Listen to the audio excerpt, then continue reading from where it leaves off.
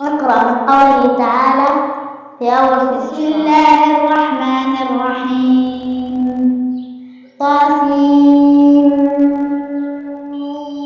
تلك آيات الكتاب لعلك باخع نفسك ألا يكونوا مؤمنين إن نشأ ننزل عليهم من السماء آية فظلت أعناقهم لها وما يأتيهم من ذكر من الرحمن محدث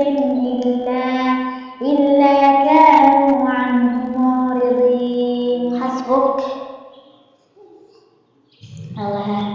سأل سائل عذاب واقع للكافرين ليس له دافع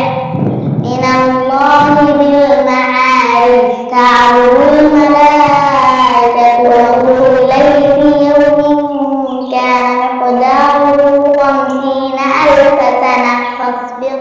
جميلا إنهم يرونه بعيدا ونراه قريبا